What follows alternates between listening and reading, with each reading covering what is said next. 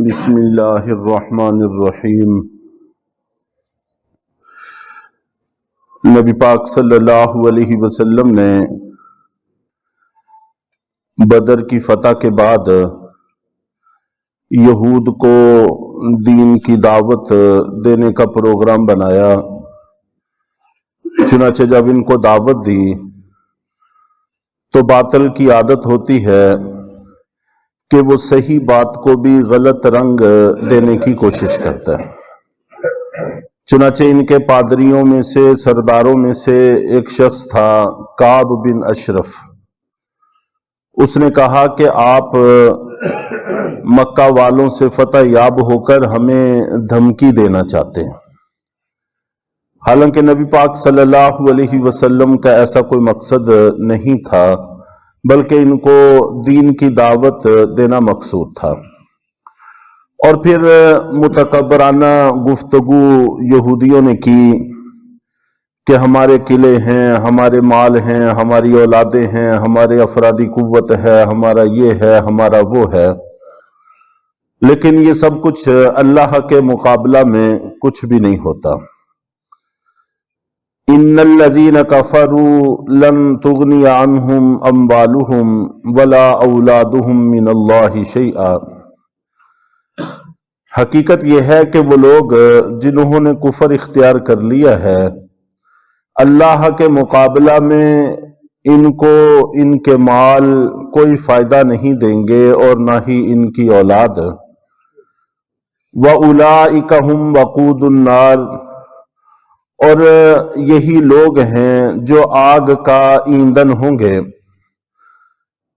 قرآن پاک میں دوسری جگہ پر ارشاد فرمایا ہے اِنَّكُمْ وَمَا تَعْبُدُونَ مِن دُونِ اللَّهِ حَسَبُ جَہَنَّمْ، کہ تم اور تمہارے معبود یعنی شیاطین اور شیطانی طاقتیں، کفریہ طاقتیں، جن کے بل بوتے پر تم یہ سب کچھ کر رہے ہو، یہ سارے کے سارے جہنم کی لکڑیاں ہوں گے۔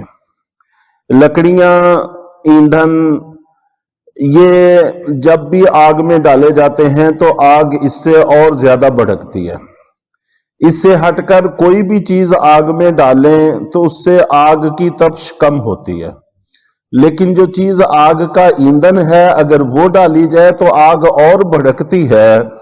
تو ان یہود کو، عیسائیوں کو، جو یہود کے پشت پناہ ہیں، اور شیطانی جتنی بھی طاقتیں ہیں، جب ان کو اللہ تعالیٰ آگ میں ڈالیں گے تو آگ اور زیادہ بھڑکے گی، جیسے آگ میں پٹرول پھینکا جائے تو آگ بھڑکتی ہے۔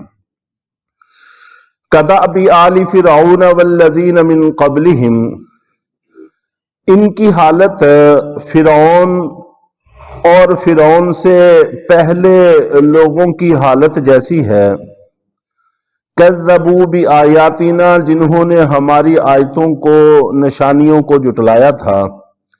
خاص طور پر یہود کو سمجھاتے ہوئے فرعون کی مثال دینا بہت بڑی حقیقت سمجھانے کی طرف اشارہ تھا کہ تم یقیناً اس سے آشنا ہو، یہ چیز تمہاری تاریخ کا حصہ ہے کہ تم پر ایک وقت گزرا تھا کہ جب تم اہل حق کہلاتے تھے اور مد مقابل بہت بڑی طاقت فرعون جو اہل باطل کہلاتی تھی، اور فرعون کو بھی اپنی طاقت پر بڑا غرور تھا، یہاں تک کہ انا ربکم الاعلی، کہ میں سب سے بڑا رب ہوں، یہ دعویٰ کرنے لگ گیا تھا۔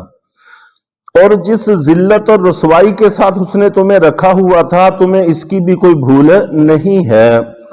لیکن جیسے ہی تم نے حضرت موسیٰ علیہ السلام کی اطاعت کر لی تو پھر اللہ کے سامنے فرعون اور اس کی طاقت اور اس کی فوجیں کچھ بھی آڑے نہیں آئیں، یہاں تک کہ اللہ رب العزت نے دریائے کلزم میں اس کو ہلاک کر دیا، پوری طاقت کے ساتھ، پوری طاقت سمیت ہلاک کر دیا۔ اور قرآن پاک میں بڑی تفصیل کے ساتھ اس کا تذکرہ موجود ہے کہ جس وقت یہ پانی میں ڈوب رہا تھا تو اس وقت ایمان لانے کے دعوے کر رہا تھا۔ آمنت انہ لا الہ الا الذی آمنت بہ بنو اسرائیل وانا من المسلمین، کہ میں اس اللہ پر ایمان لاتا ہوں جس کا علاوہ کوئی معبود نہیں ہے اور جس پر بنی اسرائیل ایمان لائے ہیں، اور میں اطاعت گزار بنتا ہوں۔ تو جبریل کہتے ہیں کہ مجھے ڈر ہوا کہ کہیں اس کی اس آہو پکا کی وجہ سے اللہ کو رحم نہ آ جائے، تو میں نے پانی کے نچلے حصے سے جو کالا گارا ہوتا ہے وہ نکال کے اس کے منہ میں ٹھونس دیا تاکہ یہ بول نہ سکے۔ اور پھر اللہ تعالیٰ کی طرف سے بھی کہا گیا کہ آن وقد عصیتا، کہ اب تم ایمان لاتے ہو حالانکہ اس سے پہلے تم نافرمانی کرتے رہے ہو اور اس وقت انا ربکم الاعلی کے دعوے کرتے رہے ہو۔ پھر اللہ رب العزت نے یہ بھی فرمایا کہ ہم تمہارے جسم کو بطور عبرت کے سامان کے بعد والوں کے لیے باقی رکھیں گے، چنانچہ آج تک اس کو دفن نصیب نہیں ہوا، اور لوگ دیکھ کر حیران ہوتے ہیں کہ یہ وہ ڈھانچہ ہے جو کہا کرتا تھا کہ انا ربکم الاعلی۔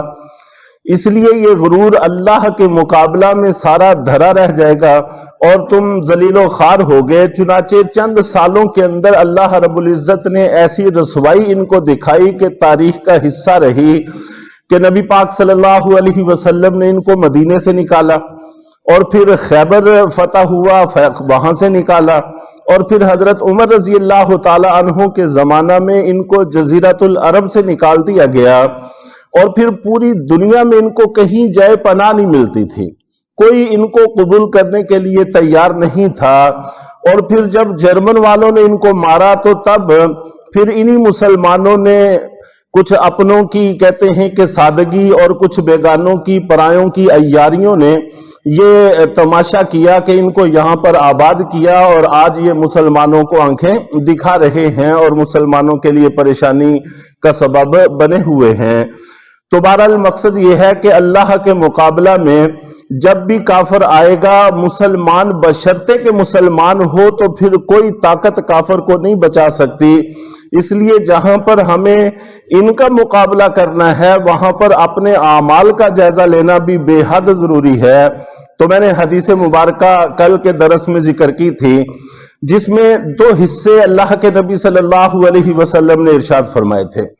ایک وہ جو سمندروں کو چیرتے پھاڑتے اسلام کو لے کر پوری دنیا کے اندر پھیل جائیں گے، اور کفر ان کی ہیبت سے دبک جائے گا اور اپنے نکلنے کی جگہوں پر جا کر چھپ جائے گا، اور اس کے لیے کوئی جگہ قرار کی نہیں رہے گی۔ وہ بھی ہمارے ہی پہلے حصے کا اثر تھا۔ اور پھر ایک وقت آئے گا کہ جب ہم قرآن کا نام لے کر بھی غرور و فخر کے اندر مبتلا ہوں گے، تو پھر ہمارا کوئی پرسان حال نہیں ہوگا۔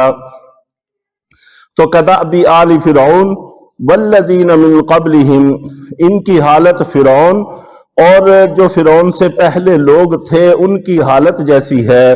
کذبوا بآیاتنا، جنہوں نے ہماری آیتوں کو جھٹلایا تھا۔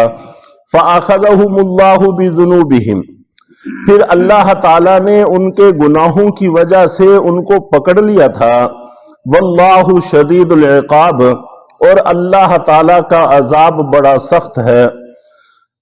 قل للذین کفروا ستغلبون وتحشرون الی جہنم، اے پیغمبر آپ ان کافروں کو، یہود کو کہہ دیجئے کہ بہت جلد تم مغلوب ہو جاؤ گے، دنیا کے اندر بھی مغلوب ہوگے اور مغلوب رہو گے۔ وتحشرون الی جہنم، اور جہنم کی طرف تم کو جمع کر کے لے جایا جائے گا۔ آخرت میں بھی تمہاری ذلت اور رسوائی سب کے سامنے ہوگی، سب کو اکٹھا کیا جائے گا، اکٹھا کر کے پھر تمہیں من حیث المجموعہ جہنم میں پھینکا جائے گا۔ وبئس المہاد، اور وہ بہت برا ٹھکانہ ہے۔ تو دنیا میں بھی انجام تمہارا بدتر ہوگا اور آخرت میں بھی انجام بدتر ہوگا۔ تو بہرحال سب سے پہلے ضروری یہ ہے کہ مسلمان اپنے حالات کو اچھا کریں، اپنی اصلاح کریں، اپنے آپ کو درست کرنے کی کوشش کریں۔ کسی بھی سانپ کو، اژدہا کو اس کے پلنے سے پہلے اس کا سر کچل دیا جائے تو پھر بعد میں وہ درد سر نہیں بنتا۔ اللہ تعالی ہم سب کو عمل کی توفیق عطا فرمائے۔